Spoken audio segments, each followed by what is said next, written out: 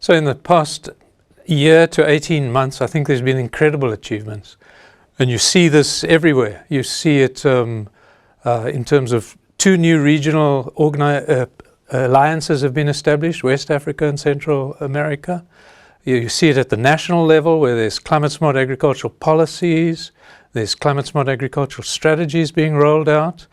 We're working in some 20 countries where there's climate-smart villages happening. And for example, in India, that means rolling out something like 1,500 new climate-smart villages. So there's incredible progress in terms of the concept and the implementation of the concept.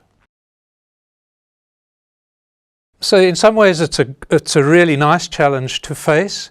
Is that one of the key challenges is that there's so much happening that it's really hectic, and one cannot keep pace with the degree to which there's demand from countries and farmers' organizations.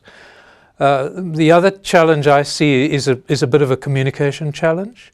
There's still a lot of questions about what is climate-smart agriculture and what is not climate-smart agriculture. For me, the indicators of success really go back to the 3 pillars of climate-smart agriculture. So we have to measure the farmers' incomes and farmers' productivity. Is it improving? We have to measure the degree to which farmers are more resilient to climate shocks than they were before. And we have to see what the greenhouse gas emissions are coming from the food system. So ultimately, it's those kinds of things that we have to measure.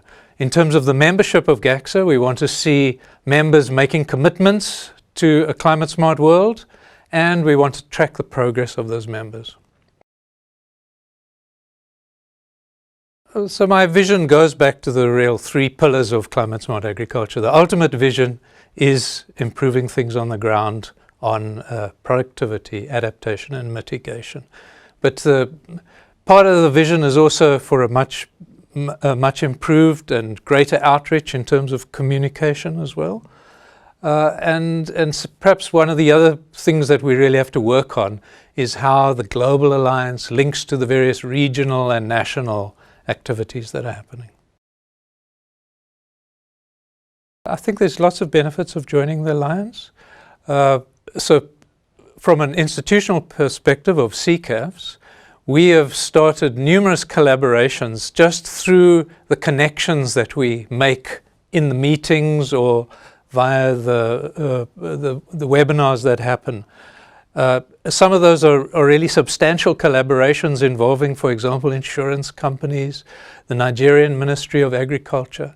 So I think there's a lot of informal benefits of joining the alliance. We're also part of the Knowledge Action Group, and here we see specific products that are requested by various members and different agencies coming together to work together on producing these products. So in some ways we're able to meet demand. It's demand-led as opposed to supply-led, and the GACSA gives us the forum for trying to understand some of those demands.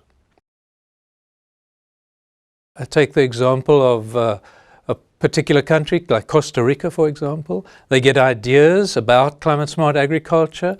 They go back to their home constituency and implement those ideas. But actually, in the case of Costa Rica, they were leading players in putting together the regional alliance. So it's a platform where you get ideas and you can then go and implement them. It really is a learning platform where you take away what you can get out of it and you give back to other members.